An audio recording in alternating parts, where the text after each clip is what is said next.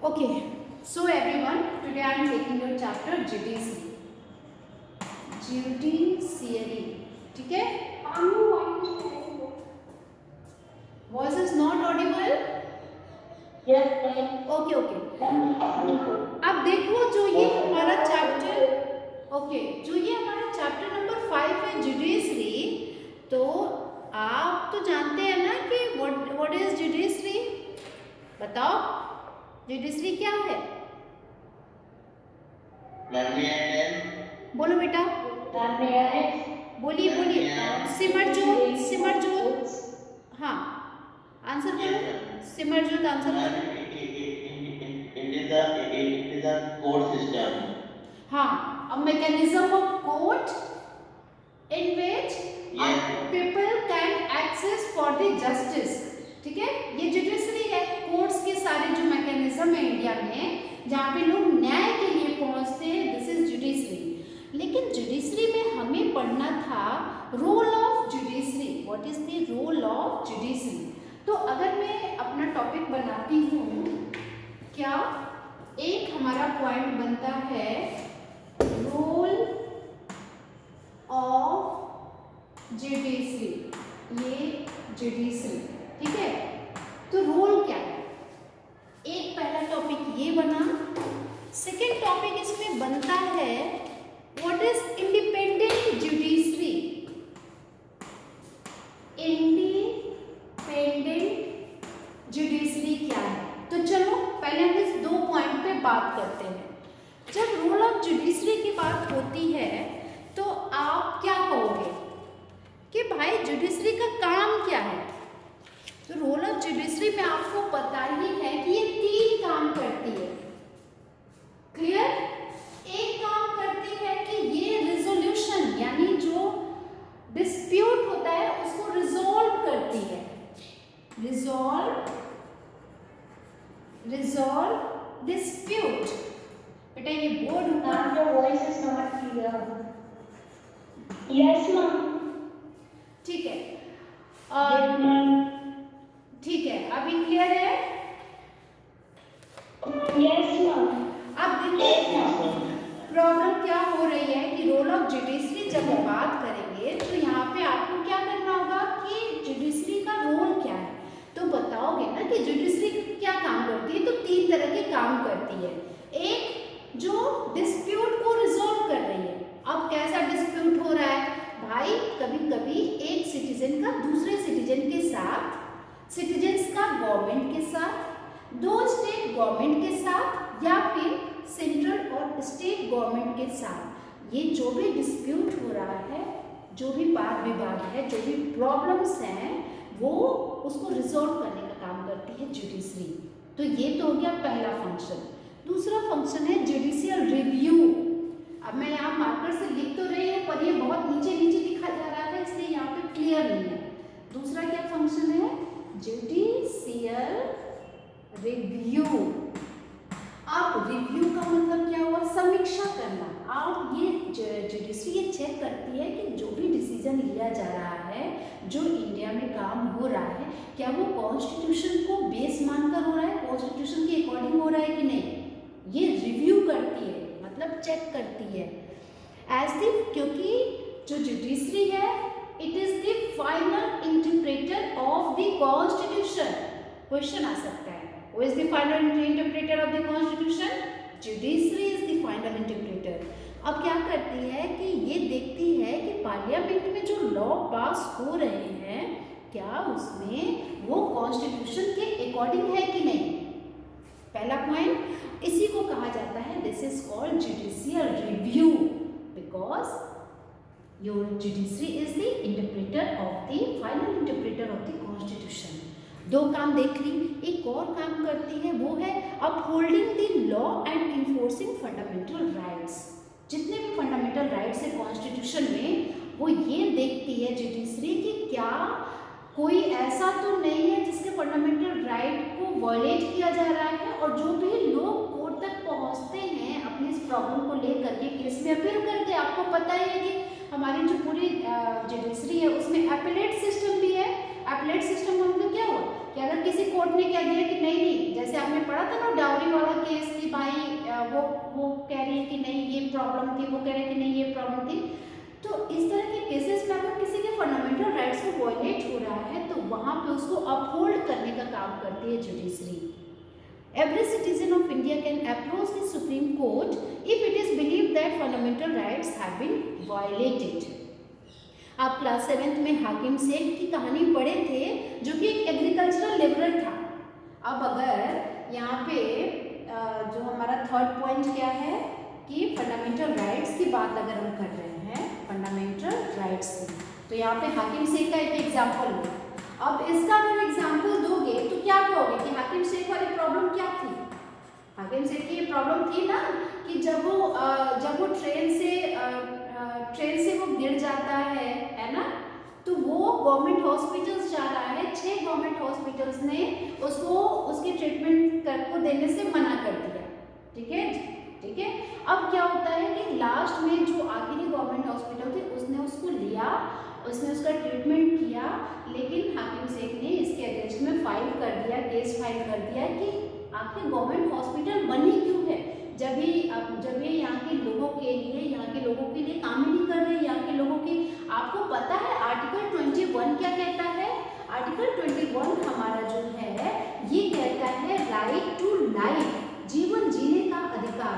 जीवन जीने का अधिकार में क्या हुआ था कि हाकिम शेख ने इसी आर्टिकल के बेस पे, ये एक फंडामेंटल राइट है, तो उसने कहा था कि हमारे फंडामेंटल राइट का वायलेशन हुआ है। फिर वो पहुंच गया कलकत्ता हाई कोर्ट। आपको पता है नहीं पूरी कहानी।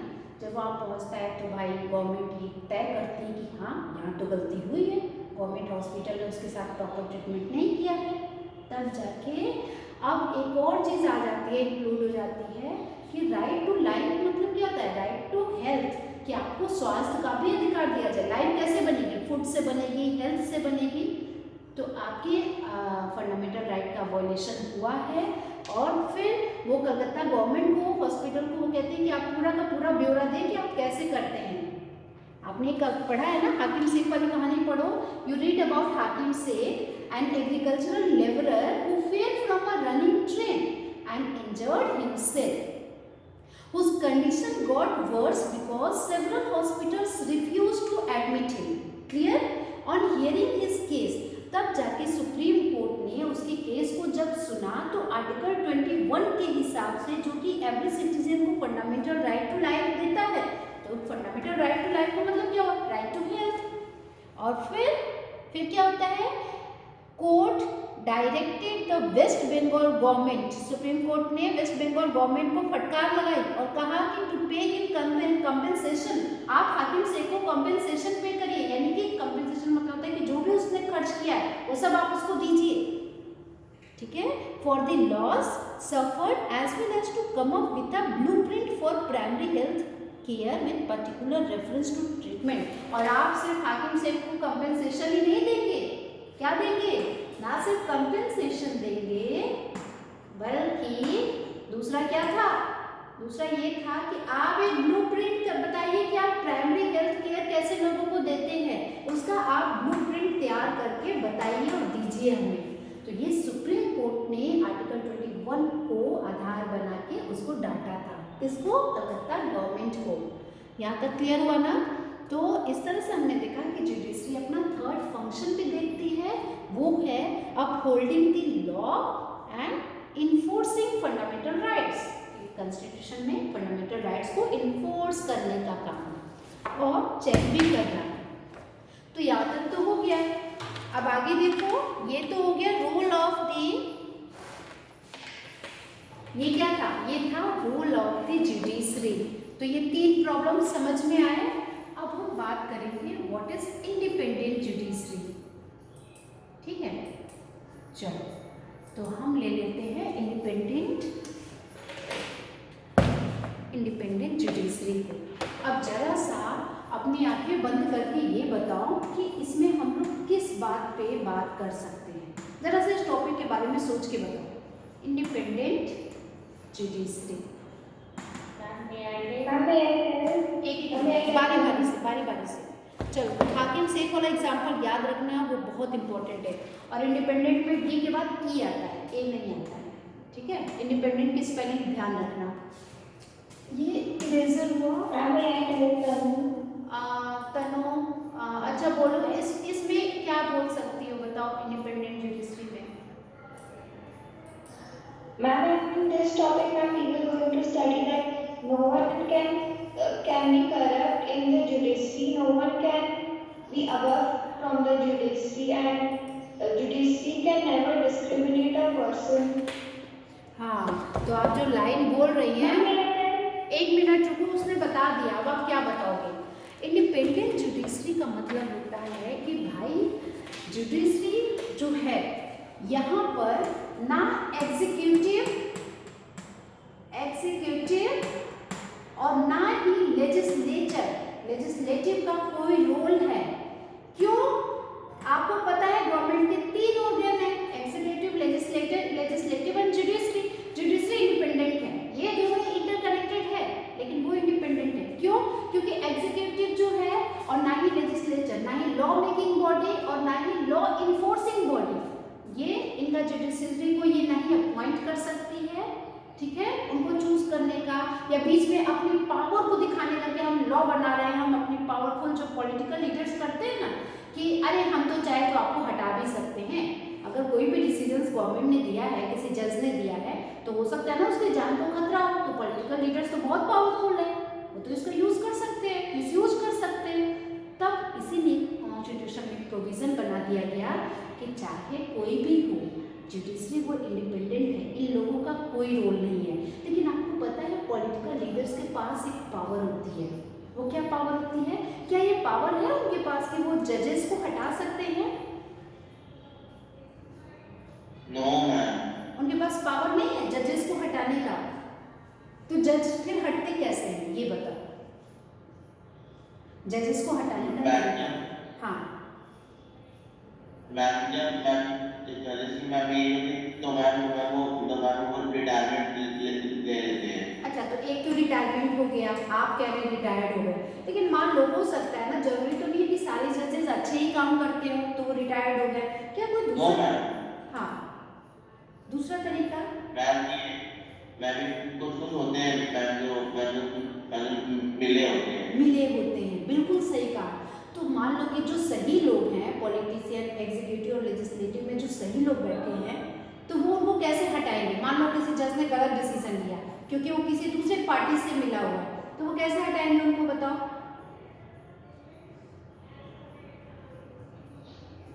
बताओ।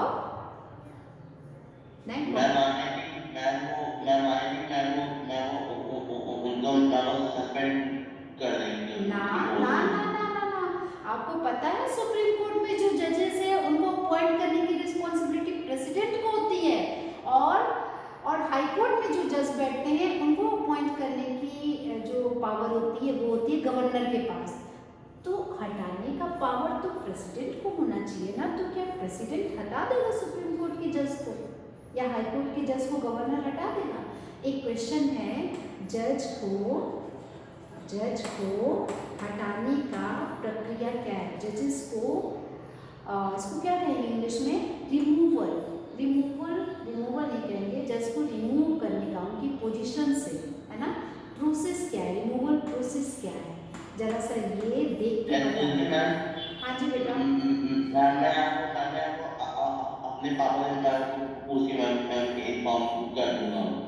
आप पापा से पूछ के बताओगे? ठीक है, पूछ के बताओ जहाँ से भी हो। पर ये क्वेश्चन मैंने दिया है, इसको करके मुझे आंसर करना, बहुत इंटरेस्टिंग है।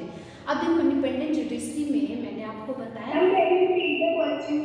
बेटा, माय क्वेश्चन इज कि what is the removal process of any जजेस, चाहे वो हाई कोर्ट में हो, चाहे सुप्रीम कोर्ट में हो या फिर डिस्ट्रिक्ट कोर्ट में हो, ये क्वेश्चन है, ठीक है?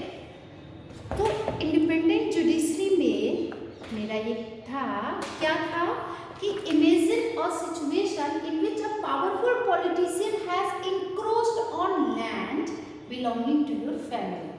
Within this judicial system, the politician has the power to appoint and dismiss a judge. अब देखो ये क्वेश्चन, ये लाइन आ गई कि जुडिशियल सिस्टम के अंदर जो पॉलिटिशियन होते हैं उनको एक पावर होती है क्या करने की? अपॉइंट करने की और डिसमिस करने की एक जज को उसके ऑफिस से।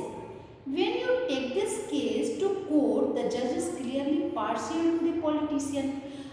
मैंने अभी आपको कहा ना कि जज को इंडिपेंडेंट क्यों बनाया गया है भाई। एक्चुअली मैम हाँ जी बेटा। मैंने send you the answer ma'am on WhatsApp. देखो आप सब लोग आंसर तो दे ही दोगे आराम से, हाँ भेज दो, सिमर भेज दो, ठीक है। और भी पर ये प्रोसेस समझ लेना बहुत इंपॉर्टेंट है, ठीक है। अब देखो यहाँ पे एक क्वेश्चन क्या आता है। एक क्वेश्चन ये है कि भाई इंडिपेंडेंट इनको रखना क्यों जरूरी है, क्योंकि पॉलिटिकल पावर मिसयूज कर। हाँ क्या कह रहे हो? The control that the politician hold over the judges does not allow for the judge to take an independent decision. अगर जुडिशरी को इंडिपेंडेंट नहीं किया गया तो ये इंडिपेंडेंट डिसीजन नहीं ले पाएंगे। समझ रहे हो ना कि रीजंस क्या है? REASON रीजन क्या है इंडिपेंडेंट जुडिशरी का? कि कोई भी पॉलिटिकल पावर अपने पावर को मिसयूज ना करके इनको जज को हटाए या कुछ ऐसा ना करे। ये हुआ ना। अब दूसरी चीज क्या है? अब एक क्वेश्चन है, एक क्वेश्चन सुनो, एक क्वेश्चन सुनो। हमारे जो इंडिया में जजेस हैं, सुनो बहुत अच्छा क्वेश्चन है। वो जजेस सुप्रीम कोर्ट में टोटल कितने जज हैं? सुप्रीम कोर्ट में कितने जज बैठते हैं? जरा सा ये उनका नंबर देखना। एक क्वेश्चन है total number of high courts कितने हैं? हाँ good. Total number of high courts कितने हैं इंडिया में? ठीक है वो यहाँ 24 और जो हमारे जो स्टेट्स 28 है 24 है, तो जो चार। हाँ नंबर ऑफ स्टेट इज 29। अच्छा हमारे पास 29 स्टेट्स है पक्का? Yes ma'am. अच्छा 28 states. Yes, ma'am. Number of सुनो सुनो सुनो सिमरजोत सुनो बेटा, ये जो नंबर ये कहाँ चला गया? जो हमारे टोटल स्टेट्स है इंडिया में, वही तो मैं कह रही हूँ ना, मैं जानबूझ के आपको दे रही हूँ कि देखो आप लोग करते क्या हो। ये जो स्टेट्स हैं और ये यूनियन टेरिटरीज हैं, सिमरजोत आप याद कर लो कितने हैं। आप सारे बच्चे आप 8th में हो, आपको पता होना चाहिए स्टेट्स और यूनियन टेरिटरीज कितने हैं। और जो आप लोग कह रहे हो कि मैम इंडिया में टोटल हाई कोर्ट्स जो है वो 24 है, तो जो 4 हाई कोर्ट्स हमारे पास 4 है ना स्टेट्स और, तो उनके हाई कोर्ट्स कहाँ है?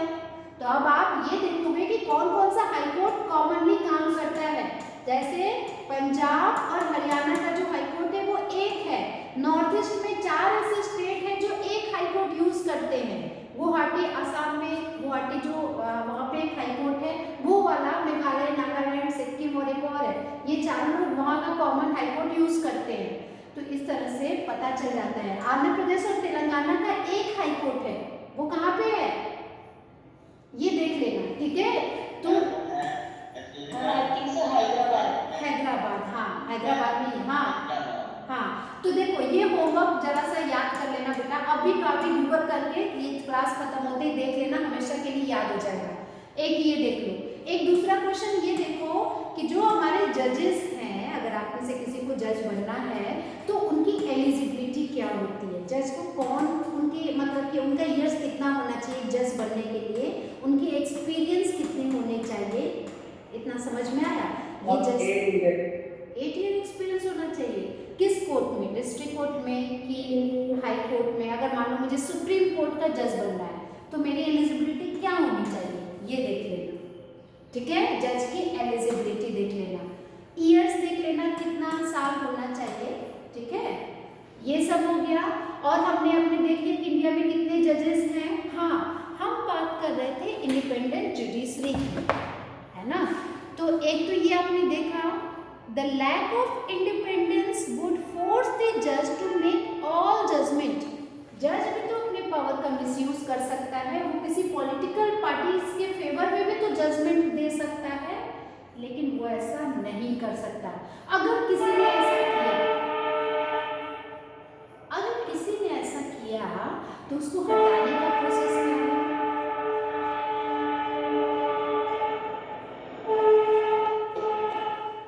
तो तीसरा पॉइंट हमारा क्या बना? रिमूवल प्रोसेस ऑफ जजेस। बेटा ये तीनों चीजें अच्छे से अपने चैप्टर में देख लेना, इंफॉर्मेशन पूरी होनी चाहिए, ठीक है ना। ये मैं आपसे काम करवाऊंगी, रिमूवल प्रोसेस ऑफ जजेस वाला। अब एक क्वेश्चन है, one aspect of this independence, paragraph number 3 page number 56, separation of power. आपको पता है ना कि पावर सेपरेट है, सबकी अलग अलग है हमारे डेमोक्रेटिक कंट्री में। वो किस पावर की बात हो रही है? It means that other branches of like state like the legislature, executive can't interfere in the work of judiciary. The court are not under the government and do not act on their behalf. अब ये नहीं है कि जिसकी government होगी जज उन्हीं के बारे में सारे डिसीजन लेगा, ऐसा नहीं होता है। ठीक है, अब ये नहीं कि अभी कांग्रेस जो है अपोजिशन में है तो कांग्रेस के बारे में बहुत मतलब डिसीजन जो भी लिया गया वो उनके फेवर में नहीं है, फिर तो डेमोक्रेसी ही खत्म हो जाएगी ना। वो जो भी डिसीजन लेंगे वो सब बीजेपी के बारे में लेंगे, तब तो ये गलत हो गया। इसीलिए कोर्ट को इंडिपेंडेंट रखा गया है। क्लियर हुआ ना जुडिशियल सिस्टम को? फॉर द, और ये भी जान लो कि हमारे इन कॉन्स्टिट्यूशन में सेपरेशन ऑफ पावर है, मतलब कि भाई लेजिस्लेटिव का काम ये है लॉ मेकिंग, एग्जीक्यूटिव का काम है लॉ इन्फोर्स करना, और जुडिशरी का काम है जो काम ये लोग कर रहे हैं ये दोनों में कि सही कर रहे हैं कि नहीं, उनके ऊपर कंट्रोल बना के रखना और चेक करना। ठीक है, it is the independence of the judiciary that allow the court to play a central role in ensuring that there is no misuse of power. ये लाइन समझ रहे हो ना? पहला पॉइंट क्या बनेगा? No misuse of power by legislature and executive. ठीक है, दूसरा point, it also play a crucial role in protecting the fundamental rights of citizen. दूसरा ये हो गया। तीसरा क्या हुआ आप समझ लेना। इंडिपेंडेंट जुडिशरी में और कौन कौन से पॉइंट्स लिख सकते हो? ठीक है, अब एक क्वेश्चन है बेटा, बहुत इंपॉर्टेंट क्वेश्चन है, वो है structure of court in India. अच्छा ये बताओ, ये जो टॉपिक पढ़े हो अभी independent of judiciary in India, ये समझ में आया? Yes, ma'am. लेकिन मैंने जितने भी क्वेश्चन दिए हैं, रिमूवल प्रोसेस ऑफ जजेस की एलिजिबिलिटी, इंडिया में टोटल हाई कोर्ट्स कितने हैं, कौन कौन से कॉमन हाई कोर्ट्स हैं, ये सारा का सारा मुझे आंसर चाहिए व्हाट्सएप पे। ठीक है, अब हमारा ये जो अगला टॉपिक है वो है हमारा structure of courts in India. Structure of court, structure of court, तो ये सबको पता है कि हमारा जो कोर्ट है वो 3 है। एक है हमारा डिस्ट्रिक्ट। आपको पता है डिस्ट्रिक्ट कोर्ट के दूसरे नाम क्या क्या है? बताइए। Yes, ma'am. Ma'am, you were subordinate court. Subordinate court और लोअर कोर्ट। Very good. आप चलो यहाँ से शुरू करते हैं डिस्ट्रिक्ट कोर्ट से। तो देखो